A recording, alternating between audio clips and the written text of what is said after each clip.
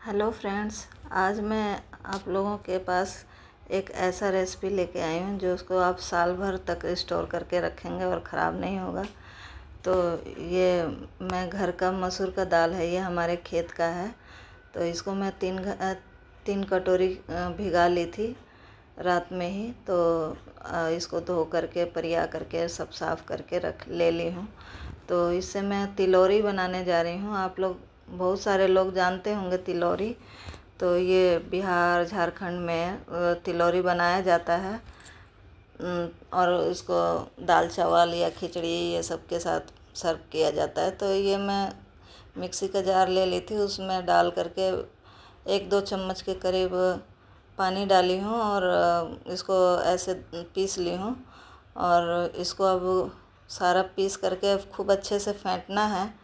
और फेंटने के बाद एक कटोरी में मैं पानी ले ली हूँ और थोड़ा सा दाल उसमें डाल करके देखेंगे कि कैसा है, फ्लफ़ी हुआ है कि नहीं। तो ये पानी में तैर रहा है तो उसका मतलब ये फ्लफ़ी हो गया है। तो अब इसमें मैं 2 चम्मच जीरा ली हूँ और टेस्ट के हिसाब से नमक ली हूँ। और ये तिल है, तिल ये भी मेरा गांव का ही है, खेत का। तो इसको भी मैं धो परिया के सुखा के रख ली थी। तो ये 3 कटोरी के करीब मैं ली हूँ। 3 कटोरी ही दाल था और 3 कटोरी ही तिल भी है। तो दोनों बराबर क्वांटिटी में लिए हैं। और इसको जब दाल अच्छे से फ्लफ़ी हो जाता है उसके बाद ही इसमें डालना है नमक और जीरा और तिल, और फिर इसको मिला लेंगे। तो इसको मिला लेते हैं अच्छे से। फिर इसको मैं तोड़ूंगी, मतलब कपड़ों के ऊपर छोटा छोटा बड़ी की तरह बनाऊंगी तिलौरी। तो हाथ में पानी लगा करके इधर मैं बालकनी में आ गई हूँ। तो बालकनी में कपड़ा बिछा करके उसके ऊपर मैं छोटा छोटा ऐसे तोड़ रही हूँ।